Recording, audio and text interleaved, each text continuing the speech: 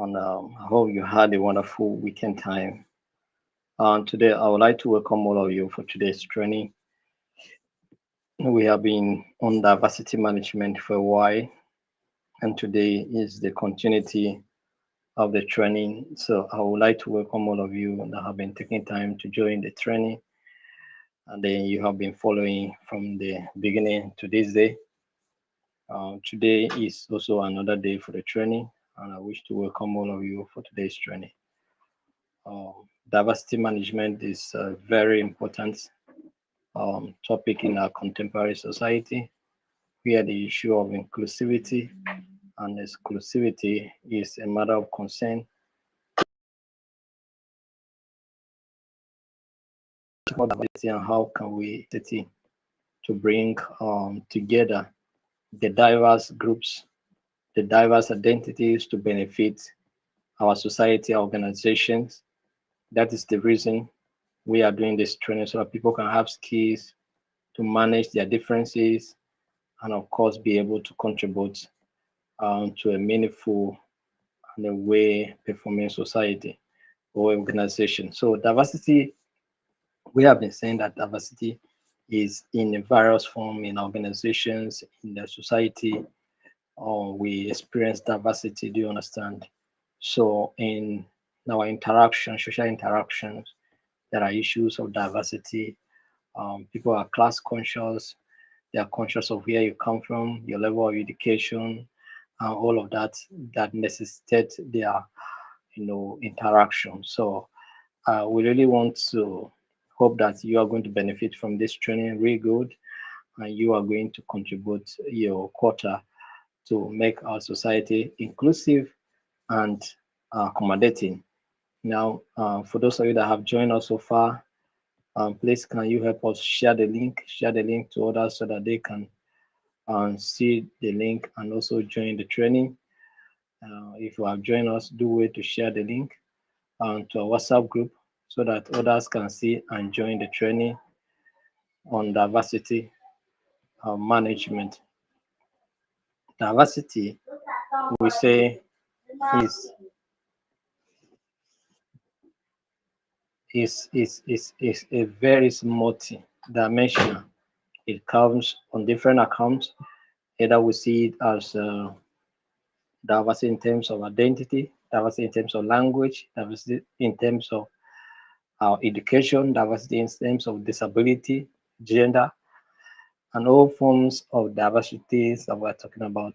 We have discussed a lot of things. So today, we are going to look at cross-cultural communication and leadership.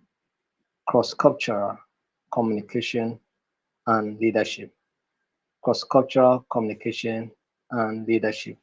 So this is what we're looking at today in today's training.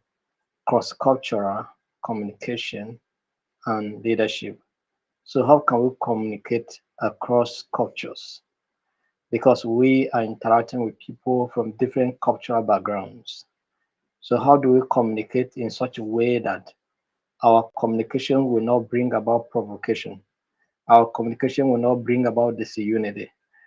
Our communication will not bring about dissatisfaction. How can we communicate in such a way that it promotes humanity and not to destroy it? Do you understand? So this is what we want to look at today because diversity has been one of the issues and communication, and of course, poor communication has contributed to a lot of crises we have in our societies. So communication and the right communication and the right communication channel can help to promote diversity, can help to bring inclusivity and accommodate the differences that we do experience in our societies. And of course, it's not just about communicating, but how even the leadership communicate. And the communication can be verbally, non-verbally. Your attitude, what are they communicating? What are they saying? Are they promoting inclusivity or they promote disunity? This understand. So you got to understand all of this. So diversity is a major instrument that we need to promote, you know, leadership, that we need to promote inclusivity. Do you understand? So that's what it is. So let's look at cultural intelligence and its importance. Cultural what? Intelligence and its importance. CQ, that is cultural intelligence and its importance. All right. So, by way of definition, we say that cultural intelligence refers to the ability to relate and work effectively across cultures. That is your ability to be able to relate with people. It doesn't matter where they come from. It doesn't matter the kind of language they speak. It doesn't matter their color. It doesn't matter their religion. It doesn't matter their tribe.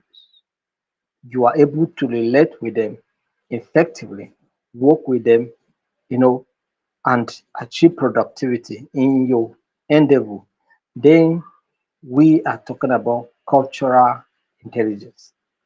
Then we have seen someone that is culturally intelligent. Do you understand? Yes, your ability to be able to relate with people and work effectively with diverse groups of people. It doesn't matter where they come from. Then it means that you are culturally what? Intelligent. You are culturally what? Intelligent.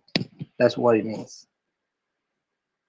So cultural intelligence is the ability to relate and work effectively across cultures. And this consists of four components, right? It consists of four components. We have cognitive cultural intelligence. Cognitive what? Cultural intelligence. That is knowledge about different cultures. You having knowledge of different cultures. It's not necessarily your culture, but you have knowledge of those cultures. All right. I am not a Yoruba man, but I know so much about Yoruba. I am not a Hausa man, but I know much about Hausa people. I am not an Igbo person, but I know so much about Igbos. Do you understand? Your cultural intelligence. I am not an Ijaw person. I'm not an Ibibio person. I'm not a Sikiri. I'm not a T person, but I know much about them. I'm not a Jukum person, but I know much about Jukums. I'm not a Kute man, but I know so much about Kute. Do you understand? So this is what it is. So cultural identities. So cultural intelligence. And one of its components is what? Cognitive intelligence. That is knowledge about different cultures. So it's good that you are working in a place you have knowledge of other people's culture. So it shouldn't just be about your culture. It shouldn't just be about what you know. What you know, you don't want to know anything else. No, it's not just about you. Know other people's way of life, what they believe in, what they profess, what they believe in. Do you understand? Their way of life, their belief system. So you have to know it. So by knowing it, it will help you. So you'll be culturally sensitive. Do you understand? So that you don't go and talk careless in a place and then attract the wrath of the people that you are referring to. Do you understand? I've spent a lot of time in the northern part of the country. Do you understand? So much time in the north. So I know some of their things. And of course, there are certain things that you cannot see me saying in certain places. Do you understand? Because I understand their culture, understand a reasonable things about them.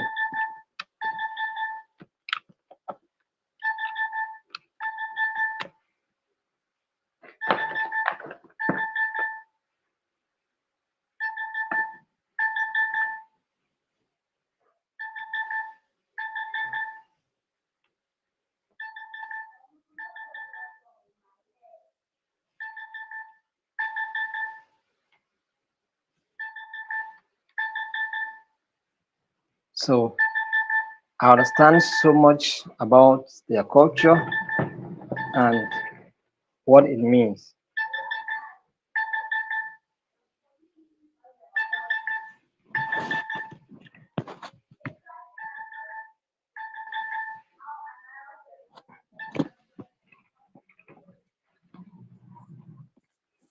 So I have understand so much about their cultures, and so there's no way you can see me talking careless in certain places. Do you understand? So that's why it is, and it applies to every other culture. You cannot go and be saying maybe you come from a place where certain things doesn't matter to you, or certain things doesn't seem to be a crime, but in their own environment, it's a crime. There are places where they eat pork meat, but there are places where pork meat is being prohibited. There are places where they eat rat. Do you understand? But there are places where rat is being prohibited. Do you understand? They don't eat rat. Do you understand? So that's why it is. So you should be able to know whenever you find yourself in a place what the people like. There are places where beer, you can drink beer and nobody cares. But there are places that alcohol is a prohibition. Do you understand? So we should know where we are at the time and understand the way of life for the people so that we will not find ourselves into trouble. Do you understand? So that we can do things in order not to attract the wrath of other people. Do you understand? That's what we're talking about here. Then we have another aspect of cultural intelligence, which is metacognitive intelligence. Meta what? Metacognitive cultural intelligence. That is awareness of one's own cultural assumptions. Your own cultural assumptions. You should be aware of it because some of you doesn't know, not have little knowledge of even your own culture, what your culture says, what your culture accepts, what your culture prohibits. You don't know. So you have to know and be aware of your own cultural assumptions. Do you understand? So that's what we call metacognitive cultural intelligence.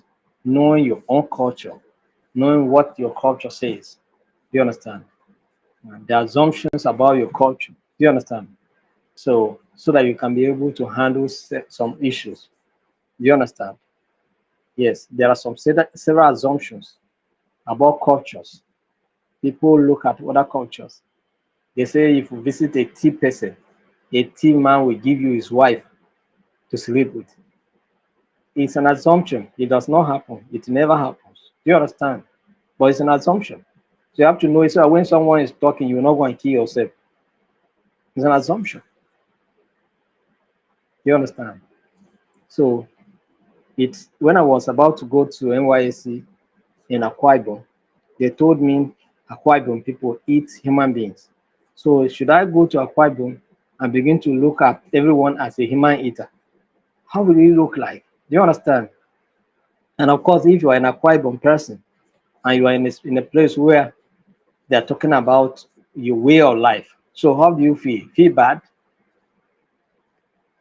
You understand? But when I went to Akwa Ibom, I discovered it's only J5 they eat. You understand? And they eat it with pride.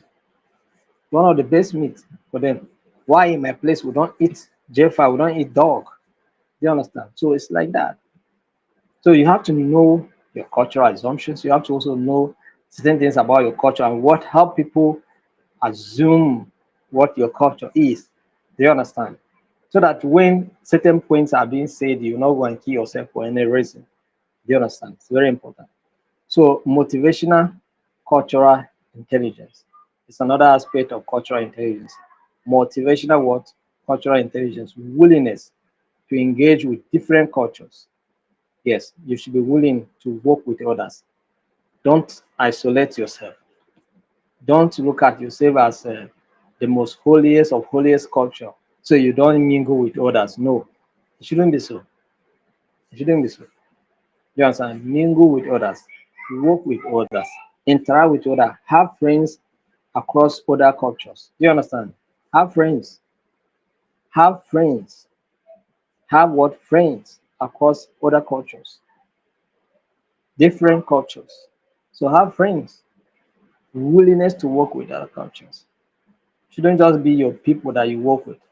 You shouldn't find it so convenient to work with people that bear same cultural resemblance with you. Know, you should have people that are of not your culture, are not from your end, but you can work with them freely.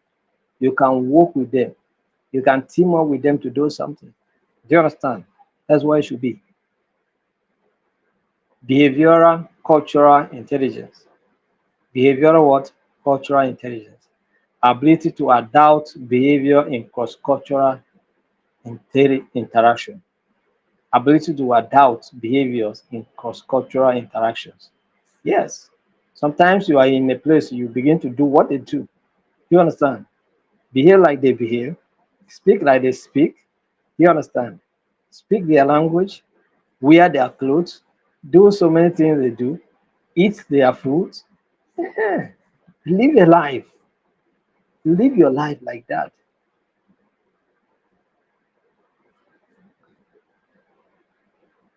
I try to eat, Yorubas, they do dry oko, but their dry oko, I try to eat it, I no fit. I will not lie to you. I try to eat it, I no fit. There's another soup in the northern part of the country. They used to eat it very well, right? It's like okra, but that one is very black, more black, more greenish or dark, or what will I say, than the okra that you know. What do they call it? I forgot the name. Do you understand? They eat it, but I try. I cannot eat it. Do you understand? But I can eat any other thing. I eat a lot of things. Oh, there are certain things that I cannot just eat. But the ones you can eat, eat. If you can wear their clothes, wear. You can speak their language, speak their language. I am good. Yane, inakwana, inakwana, inakwana, inakwana. Do you understand? So speak, Egbon, speak people's languages, the willingness to speak other people's language. Speak. Keroshele. All right. So just show willingness to speak other people's language.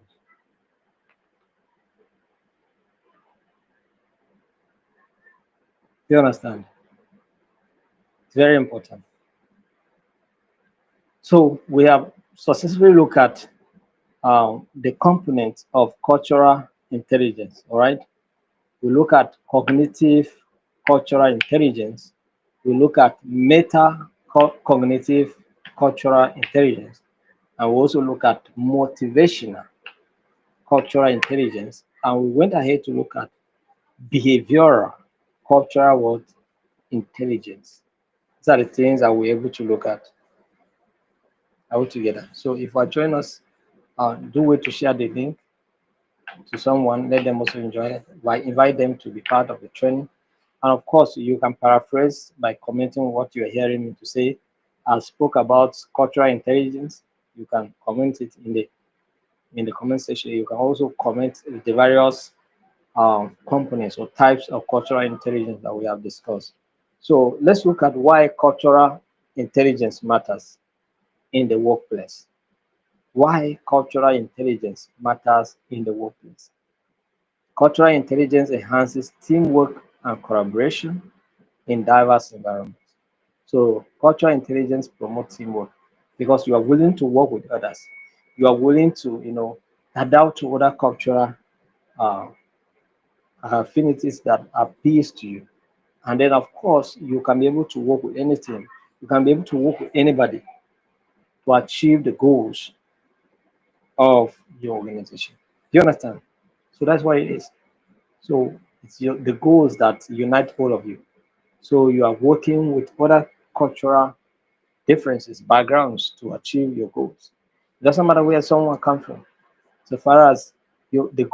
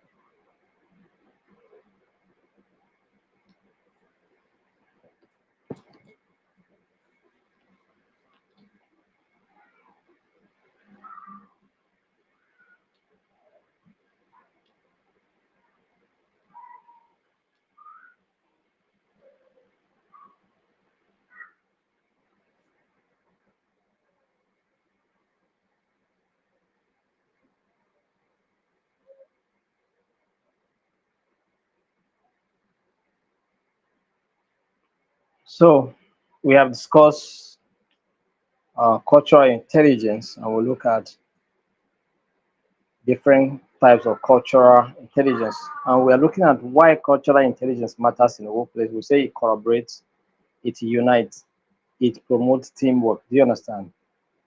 So people of diverse groups are being united, are being brought together to work together. That's what cultural intelligence does. And then another aspect of cultural intelligence is improve what decision making in global organizations. Organizations that work globally and bring in different types of people to work together, facilitate quick decision making, informed decision making. Do you understand? Because people come in with different perspectives and then help to make quality decisions. So that is what another importance of cultural intelligence. Another very important aspect of cultural intelligence is that it reduces misunderstanding and enhances adaptability. Because everybody's willing to work with one another, then of course it brings about the reduction in differences. People of different opinions, different experiences are being, united on a common goal to work together. Do you understand? So they work together, they move together. That's what it is.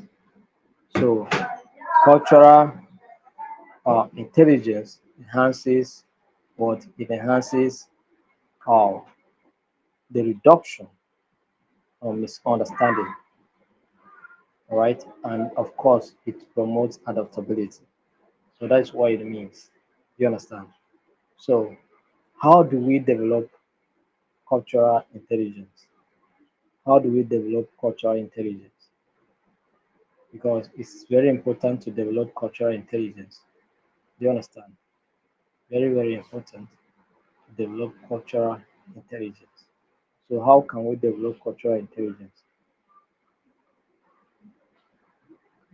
Exposure to different cultural contexts. Exposure to different cultural contexts. Yes, you should be able to travel to several places, learn other people's way of life, know about them, right? Some of us we are privileged to interact with a lot of people. You understand? In school, in the places of work, in different meetings, we interact with different kinds of people. We know so much about cultures. Do you understand? So this can help you to develop cultural intelligence because you know about their cultures, you know about their way of life, you know, you know, the things that they hate, you know the things that they love. And so of course you'll be able to work with such person. You understand? Like if you want me to work with anybody, I can work with anybody. You understand? Because I have interacted with different people and I know their way of life. You understand? That's number one. Number two, learning from multicultural experiences. Yes. While you are exposed to these cultures, you are learning something. All right. There are some experiences that you know. Some of the experiences are very harsh ones, but you have to learn from them. You understand? They are harsh experiences. We have to learn from them. All right. They are harsh experiences, but we have to learn from them. So learning how to learn from multicultural experiences will help you to have a good understanding of those cultures. You understand? Then engaging in cross-cultural training programs. Engaging in what? In cross-cultural training programs. So when you engage in cross-cultural training programs, it will help to boost your understanding of other cultures. Because certain training are just designed to discuss other people's way of life. Do you understand? They they they they are meant to expose us to know about certain cultures. You understand? They are meant to help us to know about certain cultures, their way of life. For instance, now when you go to NYSC, when you are posted to a particular state, the NYC officials bring people to train you about or just give you a sensitization program, kind of sensitization awareness program for you to know the way of life of the people where you are going to serve. You understand?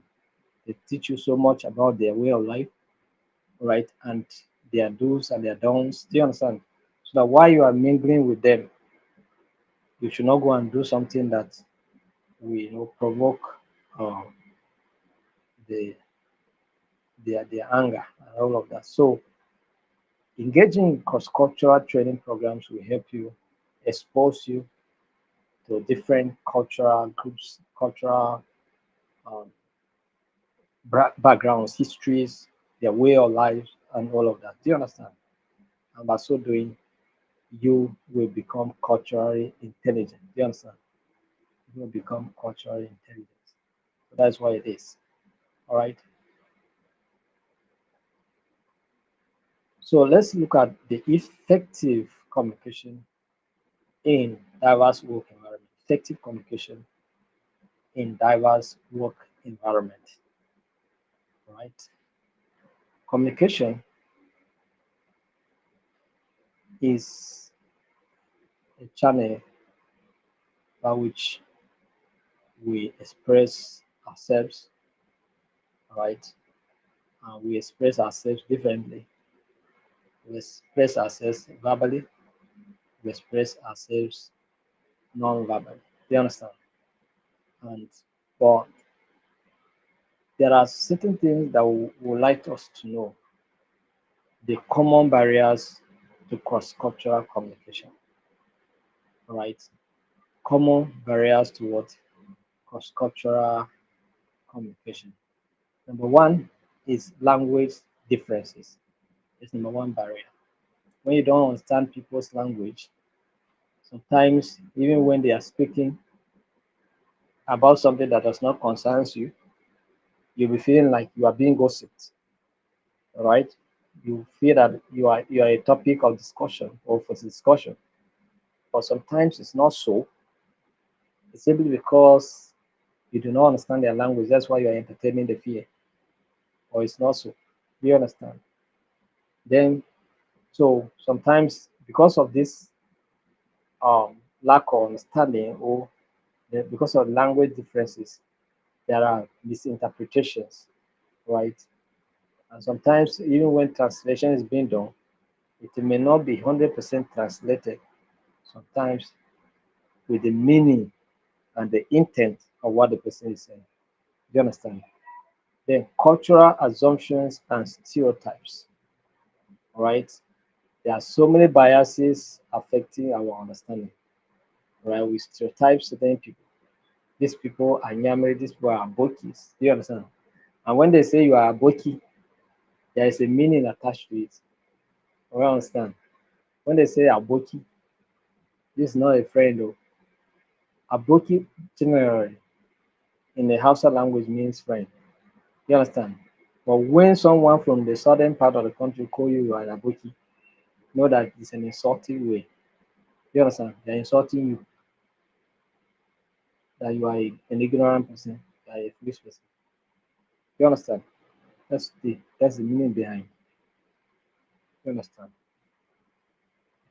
So stereotyping is what is causing some of the problems. Some of the assumptions. We assume certain things on a people. You believe that when you visit a tea man, he gives you his wife to sleep. That is an assumption, wrong assumption. And of course, it causes problem. You understand? So you go and be misbehaving, and then you have problem with people. You understand? Then non-verbal communication differences. Yes, there are varying gestures.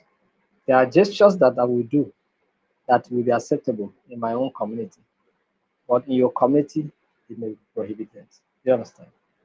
There are certain gestures. Like for instance, in my own community, if an elder is speaking and you are looking the elder in the face, it means that you are disrespectful.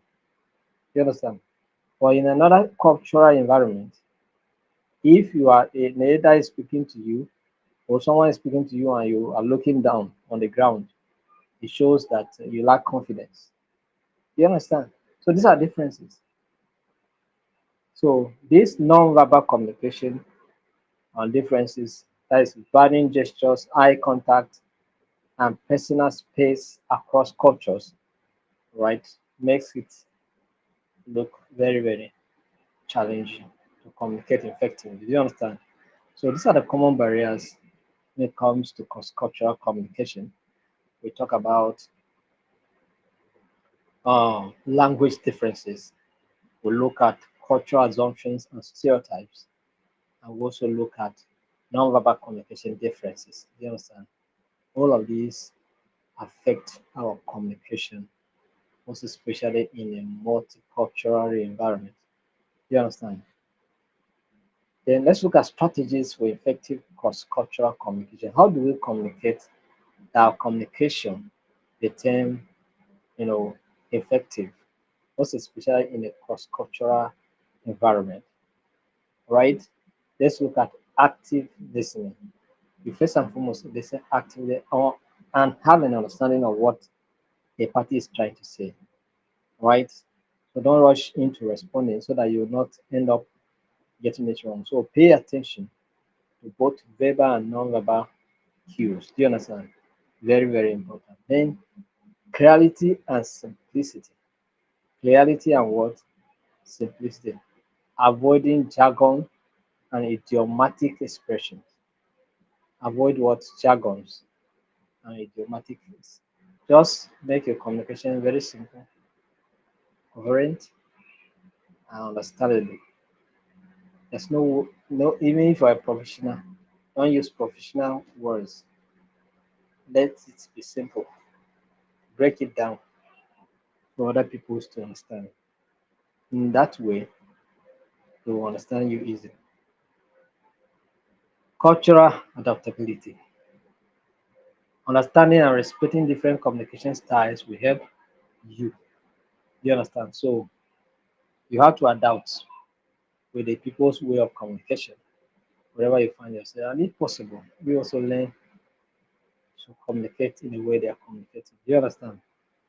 So as you see me here now, if I find myself in Oyibo land, the white man's land, in a short while I will begin to communicate like them. You understand? I'll begin to behave like them. You understand?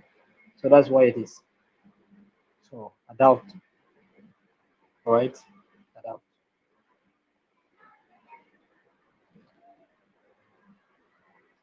Let's look at roles of technology in cross-cultural communication. What's the role of technology in cross-cultural communication?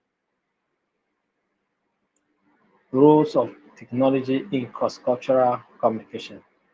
One, use of translation tools and multilingual communication platforms, right? It will help you. So we have technology tools that translate languages now. My wife used to buy things from China. You understand? But she used apps to follow up with the translations. You understand? So they say something in China, but the apps helps to translate first in English. Do you understand? And so it gets better. Do you understand? So she doesn't understand China, but she can buy things from China conveniently with the help of the apps. Do you understand? That's the use of technology. Technological tools help us to understand people's languages. Do you understand? So they can help you to interpret several things. Do you understand? It will help you. Then virtual meetings and their challenges in global teams, right? So they can use technology to have meetings virtually, right? And of course, most especially in a team that has global perspective, then the digital etiquette across uh, different cultures. Yes, sir. So there are cultures that embrace technology. There are some that are still struggling with technology. Do you understand? So you need to be patient. with those that are struggling, right? So, but technology can help you to leverage some of these things I was talking about, right? So let's look at managing conflict in a multicultural workplace. Managing conflict in what? In a multicultural workplace. How do we manage conflict in a multicultural workplace? I hope you guys are following me. So I'm talking about managing conflict in a multicultural workplace. You can help us to share the video if you just joined, and also comment, paraphrase what we're saying, so that you will also have an understanding. You understand? So it's very, very important. So first and foremost, we would like to look at so managing cultural conflict in a multicultural workplace requires a lot of things, right? Requires that you have experiences in all the areas that we have mentioned for you to be effective in your conflict handling abilities. Do you understand? And then, but first and foremost, let's look at the causes of cultural conflict in the workplace. The causes of what? Cultural conflict in the workplace. Differences in communication styles, direct versus indirect. There are people that say their things direct, open, straightforward. They don't mimic words, they say it how it comes in their minds. But there are people who don't communicate like that. There are others who don't communicate like that. They communicate in such a way that their communication is in such a way that there's kind of indirect communication. Do you understand? Mhm. They don't express themselves even when they are angry. There are some people that when they are angry, it, they express it clearly. While there are those that will hide it. Do you understand? So communication, differences in communication styles can causes what? Cultural problem. There are some cultures that are aggressive. There are some cultures that are meek. Do you understand? You have to know. Variations in workplace hierarchy and decision making. All right.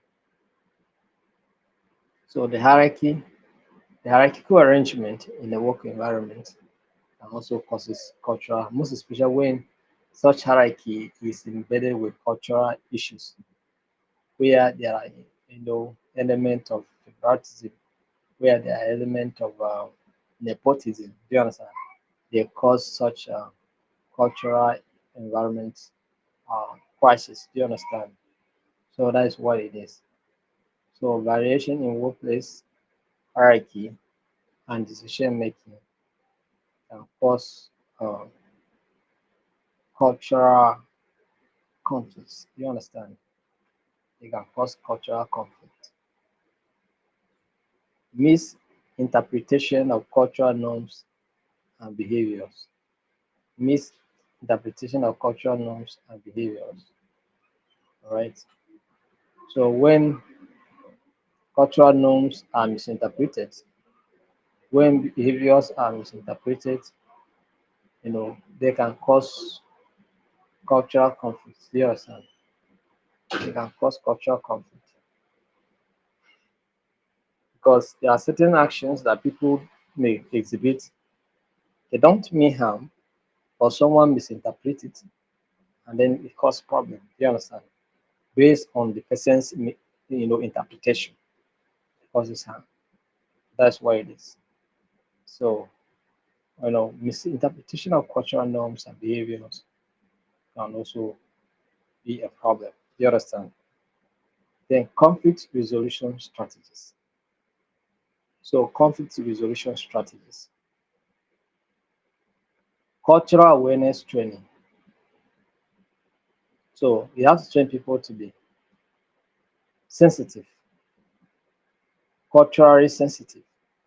So educating employees about cultural differences can go a long way to help them resolve conflict. So you have to understand people's culture, their way of life, study them, understand them. Active mediation, using neutral mediators to resolve disputes. So in case there is any of such people who are not biased in their thoughts, people who are not biased in their thinking, can come in to mediate. You understand?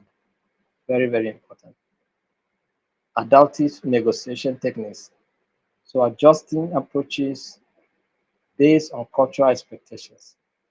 Adjust your approaches no matter what happens. You understand? Adjust it. And then address the conflict problem that you're having in your organization. Do you understand? So creating a conflict resilience workplace. What does it take to create a conflict resilient workplace? That despite all these cultural problems, that despite challenges that may arise, that the organization can still survive, all right, with different cultural issues, the organization can still stand. What are those things that we need to do? Hmm? Establishing what? Clear diversity and inclusion policies. Establishing what? Clear diversity and inclusion policies. So policies must be in such a way that all cultural affinities are embedded and all aspects of inclusion are being, considered. Do you understand? It's not such that someone will be favored and then policies may favor others and then disfavor others. You understand? Where others can be employed but others cannot be employed. It's not correct. Encouraging open dialogue and feedback, right? Encourage people to communicate freely. Let them say their mind as it comes. Let them say it how they feel it. Do you understand? And those genuine feedback will help us to progress, right? Help us to make organization to be resilient against conflicts. Promoting team building activities across cultures, right? So you promote team building, and of course, at different cultural grounds, people can work to be, you know, working in a team. So that's what it means, right? So that's what it means. So let's look at inclusive leadership styles and best practices. Inclusive what? Leadership styles and best practices. What leadership? What kind of leadership it is when we talk about inclusive leadership? What this type of leadership are we talking about? Inclusive leadership. What type of leadership is this? A leadership approach that values and respects diverse perspectives. A leadership approach that values and respects diverse perspectives. So that is, it involves promoting equity and empowering employees from all backgrounds. Do you understand? This is the kind of leadership we need. A leadership approach that values and respects diverse perspectives. That is a leadership that is willing to encourage and welcome diverse group of people, diverse opinions. Do you understand? This is the kind of leadership we want. The kind of leadership that empowers, you know, employees from various backgrounds. Nobody is exempted. Nobody is segregated. Everybody is welcome. Everybody is embraced. Everybody is accommodated. You understand? This is the kind of leadership we are talking about. The kind of leadership we are talking about here, it promotes equity, not necessarily equality, but equity. So yeah, it provides a base for everybody to progress, to thrive. Do you understand? For everybody to move forward. That's what we're talking about here. So let's look at the leadership styles for diverse workplace. What are those leadership styles that you can adopt that they will work for you in a workplace? What are those leadership styles that are cultural oriented, are multicultural oriented? All right. That one of those leadership styles that embrace has the tendencies of embracing different cultural backgrounds. Number one is transformational leadership. Transformational what? Leadership. That is inspiring and motivating through vision. This type of leadership inspires and motivates through vision. Put vision ahead and not where you come from, and not your color, and not your language. But what is driving all of you is the vision. So they put the vision ahead of you and then drive. You understand? Then servant leadership. So prioritizing employees' growth and well-being. Servant leadership, prioritizing what? Employee growth and well-being. So this particular leadership, it does not look at itself first, or it look at others first. Do you understand? It's not a leadership that is self-centered, is you know egocentric. Do you understand? But this is the kind of leadership that is people-centered, people-oriented. Do you understand? So servant leadership are kind of leadership that will help you to get to a certain destination. Do you understand? Then we have adaptive leadership, adjusting strategies to suit diverse teams, right? Adaptive leadership. Adaptive leadership, this kind of leadership that adapt rapidly to accommodate others to make sure that everybody doesn't feel uh, neglected and ignored. Do you understand? Kind of leadership that make sure that I bring about uh, programs that everyone will feel welcome and accommodated. You understand? This is the kind of leadership we're talking about. And these are the various types of leadership we're talking about. You understand? Transformational leadership, and then we talk about servant leadership, we talk about adaptive leadership style. These styles are have the tendencies to embrace the various cultural backgrounds. Do you understand?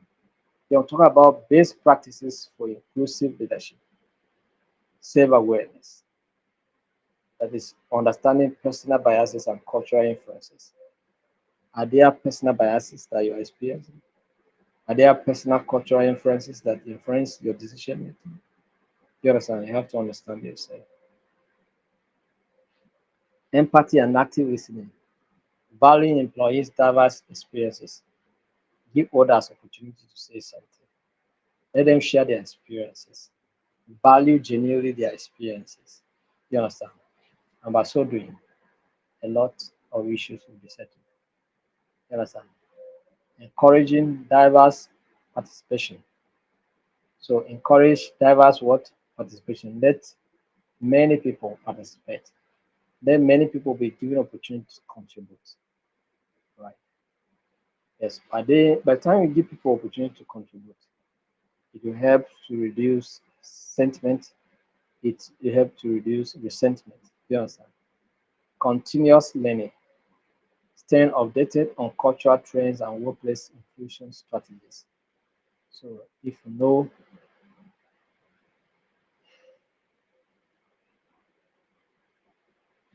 what you're supposed to know, it helps you to be on track. Do you understand? Help you to be on track. So that's it.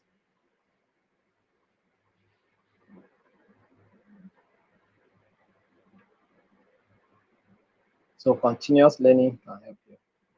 So cross-cultural communication and leadership are essential skills in today's diverse workplace. By developing cultural intelligence, improving communication strategies, managing conflict effectively, and adopting inclusive leadership styles, organization can promote any environment where all employees feel valued and engaged. So this is why it's important that we must embrace this form of leadership. So thank you very much for today. Thank you for taking time to be part of today's training. This is the much we can go. This is the much we can take. If you have any question you ask, but I doubt if I can see your question because of the way I set my studio today. But nevertheless, we did our induction today. I think you have seen it. If you are interested to also be part of our institute and become a member, um, the application is still ongoing for Port Harcourt induction, Enugu induction, Abuja induction. We are done with Lagos today, and then probably we also have a number for those from a number also should put it. So thank you very much. Have a wonderful night rest. I'll see you. So your manual will soon be ready so that you can have your manual and get prepared. Thank you very much. Bye.